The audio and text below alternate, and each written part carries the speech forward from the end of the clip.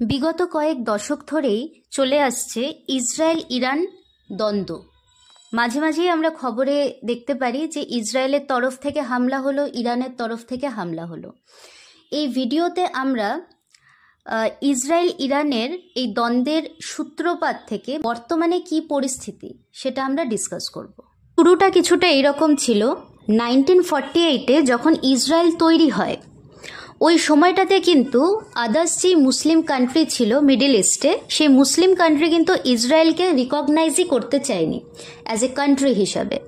কিন্তু ওই টাইমটাতে ইরান ছিল একমাত্র supporter.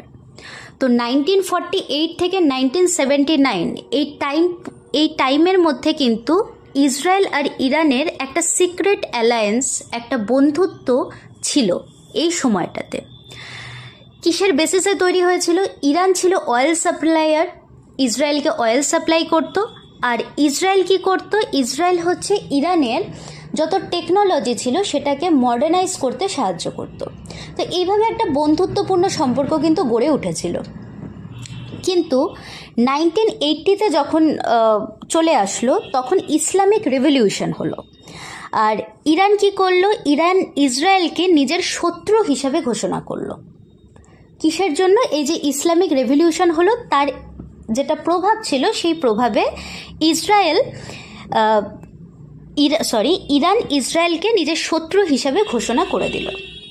Illegitimate Zionist state. After 1990, এইটা ভীষণ গুরুত্বপূর্ণ। পরবর্তী যে স্লাইডগুলো আমরা ডিসকাস করছি সেটা এটার বেসিসেই হবে।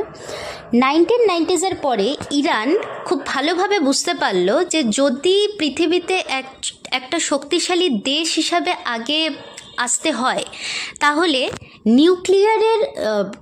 নিউক্লিয়ার শক্তিতে কিন্তু নিজেদের সামর্থ্যটাকে বাড়াতে হবে। তো আফটার 1990s ইরানের নিউক্লিয়ার অ্যাম্বিশনটা কিন্তু সমস্ত রকম সম্পর্ক, ইরানের অন্যান্য দেশের সাথে যত রকম সম্পর্ক ছিল, সেই সম্পর্কগুলোতে একটা পরিবর্তন আনতে থাকে নিজের এই অ্যাম্বিশনের জন্য। ইরান কি শুরু করলো? ইরান হচ্ছে ইসরায়েলের এগেনস্টে যেই জায়গাগুলো আছে, হেজবুল্লাহ, হামাস, এগুলোকে সাপোর্ট করা শুরু করলো। আর ইসরায়েল এইসব দেখে ইসরায়েল যত গালফ স্টেটস আছে সেই স্টেটসের সাথে কিন্তু টাই আপ করতে থাকলো। এটা আফটার 1990s। এই সালটাকে ভালো করে মনে রাখতে হবে। 1990s-এর পর থেকেই কিন্তু মেইনলি সম্পর্কগুলো চেঞ্জ হতে থাকলো। 2000 সাল আস্তে আস্তে ইসরায়েল ইরানের সম্পর্কটা একটা শ্যাডো ওয়ার, মানে কোল্ড ওয়ারের মতো বলতে পারো। কখনো কখনো ইরানের তরফ থেকে অল্প অল্প হামলা হচ্ছে, ইসরায়েলের তরফ থেকে অল্প অল্প হামলা হচ্ছে, এই জিনিসগুলো দেখা যায়। কখনো ড্রোন স্ট্রাইক হলো, কখনো সাইবার অ্যাটাক হলো, কখনো হচ্ছে অয়েল ট্যাঙ্কারের মধ্যে রেইড হলো। এই জিনিসগুলো চলতে থাকে 2000 থেকে। রিসেন্ট নিউজে আমরা দেখতে পারি 13ই জুন ইসরায়েল ইরানের ওপর অ্যাটাক করে। ইরানের ক্যাপিটাল তেহরানে মেইনলি যেগুলো নিউক্লিয়ার সাইটস আছে, ব্যালিস্টিক মিসাইল ফ্যাক্টরি আছে, মিলিটারি আছে, সেই জায়গাগুলোতে ইসরায়েল অ্যাটাক করে। আর এই অপারেশনটার নাম দেওয়া হয় অপারেশন রাইজিং লায়ন। এবার 2000 অবধি আমরা ডিসকাস করলাম। সেই 2000 থেকে 2025 এই যে সুদীর্ঘ বছর, ইসরায়েলের কিন্তু এই প্ল্যানটা হঠাৎ করে ইসরায়েল কিছু করেনি। বহু বছর ধরেই ইসরায়েল এটাতে চেষ্টা করে যাচ্ছিল। তেহরানের কাছাকাছি অনেক জায়গাতেই গুপ্তচরের মাধ্যমে ড্রোনের যেটা ঘাঁটি, সেটা আগে থেকেই তৈরি করা হচ্ছিল এই বছরগুলো ধরে। তার জন্যই এত সুন্দরভাবে এই যে পার্টিকুলার জায়গা, নিউক্লিয়ার সাইটস যেখানে আছে, ব্যালিস্টিক মিসাইল ফ্যাক্টরি যেখানে আছে, যেখানে মিলিটারির ঘাঁটি আছে, সেই জায়গাগুলোতে অ্যাটাক করা সম্ভব হলো ইসরায়েলের পক্ষ থেকে। আর এই ঘটনায় ইরানের তরফ থেকে যেটা বলা হয়েছে, টোটাল 80 জনের মতো মারা গেছে, including their 20 top commanders and 6 nuclear scientist. মানে ইসরায়েলের লক্ষ্যই হচ্ছে এই যে যত নিউক্লিয়ার সাইটস আছে সেগুলোকে ধ্বংস করা, আর যত নিউক্লিয়ার সায়েন্টিস্ট আছে তাদেরকেও হত্যা করাটাই ইসরায়েলের উদ্দেশ্য এখন দাঁড়িয়ে গেছে। এর পাল্টা জবাবে 14 জুন দেখা যায় ইরান একটা পাওয়ারফুল আবার স্ট্রাইক লঞ্চ করে, যেটাতে কোন জায়গাটাকে টার্গেট করা হয়? ইসরায়েলের তেল আবিব। তেল আভিভ হচ্ছে ইসরায়েলের একটা মিলিটারি সাইট। এই জায়গাটাকে টার্গেট করে আবার হচ্ছে স্ট্রাইক করা হয় এখানে, যার ফলে এয়ার ডিফেন্স সিস্টেম, আয়রন ডোম এগুলো কিন্তু ইসরায়েলের ফেল হয়ে যায়। এটা এয়ার হবে, এয়ার ডিফেন্স সিস্টেম, আয়রন ডোম এগুলো ফেল হয়। আর ইসরায়েলের তরফ থেকে বলা হয় এই ঘটনার জন্য টোটাল 4 জন মারা গেছে ইসরায়েলের। Iran's nuclear programme.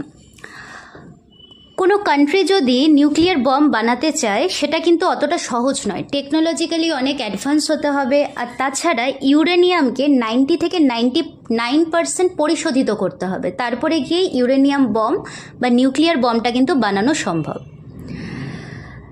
যেটা রিসেন্ট রিপোর্ট অনুযায়ী ইরান অলরেডি নিজেদের কাছে যেই পরিমাণ ইউরেনিয়ামটাকে মজুত করে রেখেছিল সেটাকে 60% এনরিচ করে ফেলেছে, মানে 60% পরিশোধিত করে ফেলেছে। আর এইটাই কিন্তু একটা থ্রেট ইসরায়েলের জন্য। 60% যদি অলরেডি পরিশোধিত করা হয়ে গিয়ে থাকে, সেখান থেকে কিন্তু ওটাকে 90% করে ফেলাটা এমন কোনো বিশাল বড় চ্যালেঞ্জ নয়।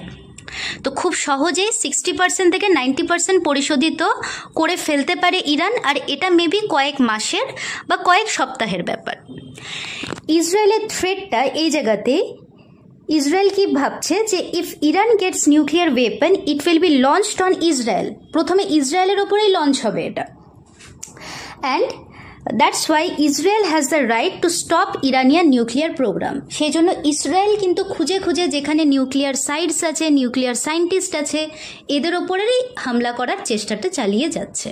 আর আমাদের মনে একটা প্রশ্ন আসতে পারে যে কোনো কান্ট্রি যদি চায় নিউক্লিয়ার বম বানাবে, তাহলে কি সেটা এত সহজেই বানিয়ে ফেলতে পারে? মানে নিজেদের দেশের মধ্যে ইউরেনিয়াম মজুত করেই কি সেটা বানিয়ে ফেলা সম্ভব? এইটা কিন্তু এতটা সহজ নয়। IAEA এই সংস্থা, ইন্টারন্যাশনাল অ্যাটমিক এনার্জি এজেন্সি, যেটা পুরো অল ওভার ওয়ার্ল্ডে নিউক্লিয়ার পিস সেটাকে বজায় রাখতে সাহায্য করে, এর রিসার্চ অনুযায়ী 2010-এ এ খুঁজে পেয়েছিল ইরান ইউরেনিয়ামকে অলরেডি 20% এনরিচ করা 20% এনরিচ করে ফেলেছে। মানে আবার একটু শুরুর থেকে বলি, 1990s-এ ইরানের যেটা অ্যাম্বিশন ছিল, নিউক্লিয়ার অ্যাম্বিশন, সেখান থেকে 2010 অবধি ইউরেনিয়ামকে কতটা পরিশোধন করে ফেলে? 20% পরিশোধন করে ফেলে। এই রিপোর্টটা কে খুঁজে পেল? IAEA খুঁজে পেল। তো সেটার বেসিসে 2015-তে Iran, UN security council, European union একটা নিউক্লিয়ার ডিল সাইন করেছিল। আর এই ডিলের কন্ডিশন অনুযায়ী ইরান কি করবে? Iran will remove most of its centrifuge machine, মানে যেই মেশিনটা এই ইউরেনিয়াম পরিশোধনে ইউজ হয়, তো এই মেশিনগুলোকে বাতিল করবে। And kept enrichment at 3.67% for peaceful use, নিজেদের কান্ট্রির কিছু পাওয়ার জেনারেশনের জন্য, যেটা ধরো পিসফুল ইউজ, ইলেকট্রিসিটি পাওয়ার জেনারেশনের জন্য হতে পারে, এই সমস্ত জেনারেশনের জন্য 3.67% এনরিচড ইউরেনিয়াম রাখবে। মানে 3.67% পরিশোধিত ইউরেনিয়াম রাখতে পারে। আর কি, এটা ছিল একটা কন্ডিশন। নেক্সট কন্ডিশন ছিল IAEA can visit their nuclear site any time. যেটা সংস্থা আছে, এই সংস্থাটা কিন্তু যে কোনো সময় নিউক্লিয়ার সাইটগুলোকে ভিজিট করতে পারে। এই দুটো কন্ডিশন ইরান মানবে, আর তার পরিবর্তে ইরানের ওপর যত ইন্টারন্যাশনাল স্যাংশন ছিল সেই স্যাংশনগুলোকে সরিয়ে দেওয়া হবে। এটা ছিল 2015-এর ডিল। 2015-তে নিউক্লিয়ার ডিলটা হলো ঠিকই, কিন্তু নিউক্লিয়ার ডিলের পরেও ইরান কিন্তু নিজেদের যেটা ইউরেনিয়াম এনরিচমেন্ট, ইউরেনিয়ামের পরিশোধন, সেটাকে কিন্তু বন্ধ করেনি, নিজেদের মধ্যে সেটা চালিয়েই যাচ্ছিল। আর 2018 আস্তে আস্তে এটা যখন IAEA-এর আরও পর্যবেক্ষণে এটা চলে আসলো, তারপর কিন্তু নিউক্লিয়ার ডিলটাকে বাতিল করে দেওয়া হলো। 2015-তে ডিল হলো, 2018-তে ওই নিউক্লিয়ার ডিলটা বাতিল হয়ে গেল। আর একই সাথে ইরানের ওপর যে স্যাংশনগুলো ছিল সেই স্যাংশনগুলো আবার ফিরিয়ে আনা হলো। এবার এটার পরবর্তীতে কি হয়? 2018-তে যখন আবার স্যাংশনগুলো ফিরিয়ে আনা হয়, তারপরে ইরান কিন্তু আবার ভালোভাবে নিজেদের যেটা এনরিচমেন্ট প্রোগ্রাম, যেটা অ্যাকচুয়ালি চালিয়ে তো যাচ্ছিলই, সেটা আরও এবার সবার সম্মুখেই কিন্তু ওটা আবার শুরু করে দেয়। 2025-এ এসে ট্রাম্প কিন্তু আবার একটা সেকেন্ড চান্স দিতে চাইছে নিউক্লিয়ার ডিলের জন্য, আর যাতে ইসরায়েল আর ইরানের যাতে এই ওয়ার সিচুয়েশনটা না হয় সেটার জন্য কিন্তু 2025-এ এটা নিয়ে বসতে চাইছে। কিন্তু এই নিউক্লিয়ার ডিলের কন্ডিশনসগুলো কি কি হবে? এইবার ইরানকে ইউরেনিয়াম এনরিচমেন্ট একদম বন্ধ করতে হবে। আগের বারের ডিলে তাও এটা বলা হয়েছিল যে 3.76% অবধি রাখতে পারবে।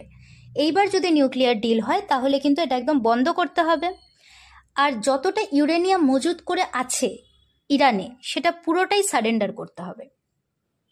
এছাড়া কি IAEA এটা কিন্তু যে কোনো টাইমে ইরানের যেগুলো নিউক্লিয়ার সাইট আছে সেগুলো ভিজিট করতে পারে, ইভেন ওদেরকে না বলেও ভিজিট করতে পারে। তো এই কন্ডিশন রেখে ট্রাম্প কিন্তু আবার একটা নিউক্লিয়ার ডিলের কথায় বসতে চাইছে। 13 আর 14 তারিখের যে ঘটনা, এই ঘটনার পরে ইরান এখন আর কি কি করতে পারে? একটা যেটা বেস্ট চয়েস হতে পারে সেটা হচ্ছে একটা বিশাল যুদ্ধে না জড়ানো ইরানের তরফ থেকে। এবার যুদ্ধে না জড়ালেই সেটা বেটার, কারণ আপাতত ইরানের অভ্যন্তরীণ যেটা অর্থনৈতিক অবস্থা সেই অর্থনৈতিক অবস্থাও ভেঙে পড়েছে। এখন যদি যুদ্ধে জড়িয়ে যায় তাহলে সেটা আলটিমেটলি কি হবে? যুদ্ধে জড়িয়ে একটা সময় পরে ইসরায়েল ইরান দুজনের তরফ থেকেই এরা নিজেদের যেটা শক্তি বল আছে সেটাকে হারাবে, আর আলটিমেটলি একটা সিজফায়ারে আসবে। আরেকটা কি হতে পারে? ইরান এবার পাল্টা হামলা আরও বেশি জোরালোভাবে করবে, আর যদি জিতে যায় তাহলে যে নিউক্লিয়ার ডিলের কথা বলা হচ্ছে, ট্রাম্প যে কন্ডিশনসগুলো রাখছে সেই কন্ডিশনসগুলো নিজের ইচ্ছে মতো চুজ করে নেবে। তো এই দুটো পসিবিলিটি এখন আছে, এটাই এখন দেখার যে কি হতে চলেছে। আরেকটা লাস্ট কথা আমরা বলে রাখতে পারি, যদি ওয়ার হয়, যদি যুদ্ধটা হয়, তাহলে গ্লোবাল ইম্প্যাক্ট কি হবে? দেশের অভ্যন্তরীণ ক্ষতি তো আছেই, এছাড়া গ্লোবাল ওয়ার হলে ডেফিনেটলি ইনফ্লেশন মানে মুদ্রাস্ফীতি, জিনিসপত্রের দাম অনেক বেড়ে যাবে। ইরান মেইনলি তেলের একটা বিশাল ভান্ডার, যেখান থেকে তেলের সাপ্লাই বিভিন্ন জায়গায় হয়, তো ব্যবসা বাণিজ্য অনেক ক্ষতি হবে, তেলের দাম বাড়বে, আর তার সাথে সাথে অন্য জিনিসেরও দাম কিন্তু বহুগুণ বেড়ে যাবে। আশা করি ভিডিওটা ইনফরমেটিভ লাগবে। আমরা একদম শুরুর থেকে এখন অবধি কী কী ঘটেছে সেটা মোটামুটি ডিসকাস করার চেষ্টা করলাম।